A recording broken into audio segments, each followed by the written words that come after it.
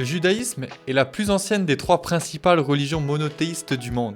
Et alors que le monde ancien croyait dans de multiples divinités, les Hébreux ont été les premiers à avoir une croyance dans un seul et unique Dieu. Avant d'aller plus loin, sachez que nous allons nous intéresser dans cette vidéo uniquement à l'aspect religieux et non politique, ni culturel ou encore généalogique des Juifs. À présent, je vous propose de découvrir avec moi 5 faits à propos de la religion juive que vous ne connaissiez peut-être pas. Fait numéro 1, les textes sacrés. Au travers de Moïse, les Hébreux, qui sont devenus par la suite le peuple juif, ont reçu la Torah. Après Moïse, Dieu a envoyé d'autres prophètes qui avaient un message à communiquer à la nation d'Israël et leurs écrits ont été compilés dans la Bible hébraïque. Appelé aussi Tanakh, ce livre est divisé en 3 parties. La Torah, qui est le plus connu et qui est le livre de la loi, les Nevi'im, les écrits des prophètes, et les Ketuvim, des écrits narratifs ou poétiques.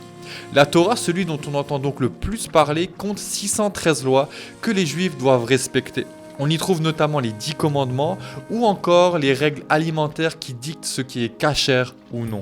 Précisons que la Bible hébraïque correspond exactement au premier testament de la Bible protestante. Et c'est uniquement l'ordre des textes qui est différent. En plus de la Bible hébraïque, les Juifs possèdent aussi ce qu'on appelle le Talmud, appelé aussi Torah orale, et qui est l'explication, l'interprétation de ce qui est écrit dans la Torah.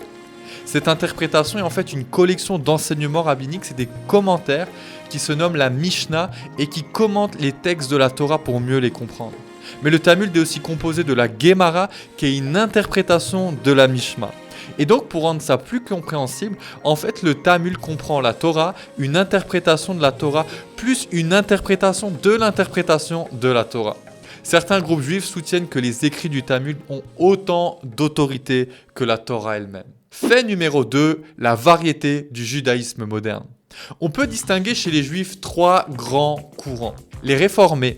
Ce courant a d'abord démarré en Allemagne dans le début des années 1800 et plusieurs pratiques religieuses juives ont été remises en cause. Par exemple, au lieu de prier uniquement en hébreu, les réformés ont commencé à dire « mais on doit prier dans notre propre langue ». Ils ont arrêté de séparer les hommes et les femmes durant le culte et ont même remis en question certaines obligations vestimentaires ou encore le fait de manger kasher. Ces pratiques ont été remises en cause parce que ces gens se demandaient est-ce que toutes ces règles reflètent vraiment l'essence du judaïsme ? C'était important pour les Juifs réformés de ne pas se séparer de la société dans laquelle ils étaient. Et tous ces changements ont finalement amené à une réinterprétation de leurs textes sacrés. S'oppose à eux le groupe des orthodoxes. Il s'agit des Juifs qui ont résisté aux changements et innovations des pratiques religieuses. Ce groupe défend un judaïsme orthodoxe, c'est-à-dire qu'ils vont chercher à le pratiquer comme ça a été pratiqué depuis des siècles avant eux. Ils s'opposent aux pensées modernes qui vont contredire l'enseignement traditionnel. Bien sûr, ils sont quand même obligés de s'accommoder à certaines choses actuelles puisqu'ils vivent dans le monde d'aujourd'hui. Les changements de société ne vont quand même pas justifier la modification de la pratique.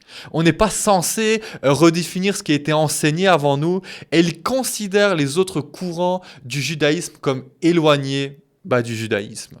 Entre les réformés et les orthodoxes se trouve un groupe qui s'appelle les conservateurs. Et contrairement aux réformés, les conservateurs ont gardé les pratiques traditionnelles importantes à la fois juives comme manger kasher ou encore observer la loi du sabbat qui dit qu'on ne peut pas travailler à partir du samedi soir qu'on ne peut pas travailler à partir du vendredi soir jusqu'au samedi soir. Et leurs cultes vont comprendre des prières en hébreu mais aussi des prières dans le langage qu'ils parlent couramment tous les jours. Les conservateurs n'ont pas rejeté les opinions du Talmud, au contraire, mais contrairement aux orthodoxes, ils ne voient pas ces écrits comme immuables, c'est-à-dire qu'ils ont pu faire leur temps, mais certains de ces enseignements ne sont plus d'actualité.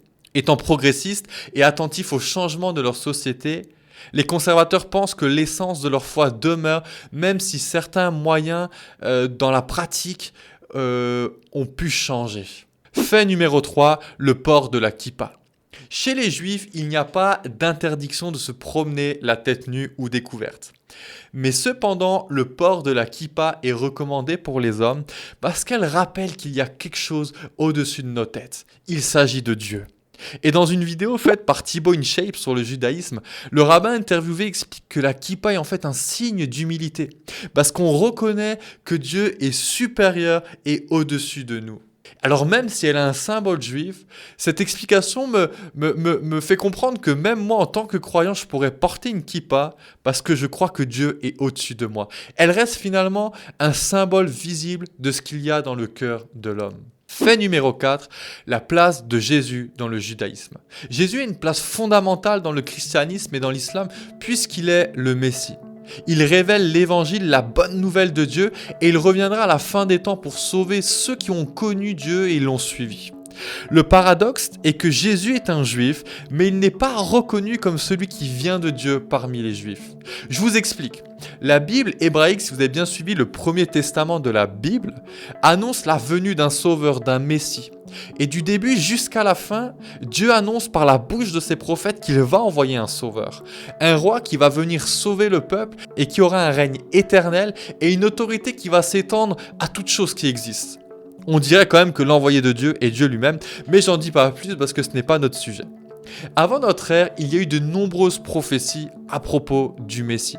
Et il faut savoir que Jésus accomplit plus de 300 prophéties que l'on trouve dans l'Ancien Testament. Des prophéties précises qui sont documentées et dont on est sûr qu'elles ne sont pas falsifiées. Et c'est le pasteur David Potier qui dira que, par exemple, les prophètes ont décrit la mort de Jésus alors qu'à leur temps, la crucifixion n'existait même pas encore. C'est sous l'inspiration divine qu'ils ont prédit ça. Et les prophéties qui ne sont pas encore accomplies en fait concernent la seconde venue de Jésus et c'est pour cela qu'elles n'ont pas encore été réalisées. Malgré ces centaines et centaines de prophéties réalisées, les Juifs n'ont pas reconnu Jésus comme le Messie annoncé par les prophètes et en fait il y a plusieurs raisons à cela.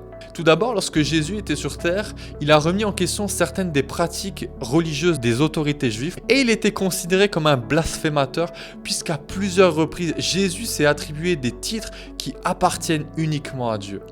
Une autre raison, c'est qu'à ce moment-là, lorsque Jésus est venu, les Juifs étaient sous la domination de Rome et ils espéraient que le Messie allait les délivrer des Romains. Mais ça n'a pas été le cas, parce que finalement Jésus est venu délivrer et sauver de quelque chose de beaucoup plus important et caché que l'Empire romain. Quelque chose de beaucoup plus dangereux et néfaste que n'importe quel ennemi, et il s'agit du mal. Il s'agit du péché qui est en nous et qui nous sépare de Dieu. Et grâce au Messie, nous pouvons être réconciliés avec Dieu. Les Juifs au temps de Jésus n'avaient pas reconnu cela, puisqu'ils avaient d'autres attentes. Et à cause de leurs attentes, ils n'ont pas laissé l'espace à Dieu pour qu'il puisse leur montrer ce qui était important. Notons quand même qu'il existe un courant juif qui aujourd'hui reconnaît que Jésus est le Messie et il se nomme les Juifs messianiques, ceux qui croient dans le Messie. Fait numéro 5, les 2 lois les plus importantes du judaïsme. Je termine sur ce que je trouve merveilleux. La Torah comprend 613 lois ou mitzvot comme diraient les juifs et ils vous diront qu'elles sont toutes importantes. Mais 2 d'entre elles sortent du lot. Dans l'évangile, un juif dira à Jésus que les 2 lois les plus importantes sont les suivantes. Tu aimeras ton Dieu de tout ton cœur, de toute ton âme et de toute ta force. Et la seconde loi est tu aimeras ton prochain comme toi-même. Aime Dieu et aime l'autre et tu accompliras ainsi toute la loi de Dieu. Je vous disais avoir vu une vidéo de Thibaut InShape et dedans le rabbin lui montre quelque chose de fort qui m'a beaucoup touché. C'est que quand tu rentres dans la synagogue de Paris et que tu t'approches de l'endroit pour prier, il est écrit en face de toi au plafond « Tu aimeras ton Dieu ». Mais une fois que tu as fini de prier, que tu sors de la synagogue et que tu retournes dans la société, il est marqué au-dessus, en face de toi « Tu aimeras ton prochain ». C'est comme un message d'envoi et j'ai trouvé ça vraiment beau. Aime Dieu et aime ton prochain. Si ce contenu vous a plu, n'hésitez pas à regarder d'autres de nos vidéos qui traitent davantage de la foi chrétienne et de ce Messie qui a été envoyé de Dieu et qui est déjà venu et qui va revenir. Moi, je vous dis à très bientôt pour une prochaine vidéo. Bye bye.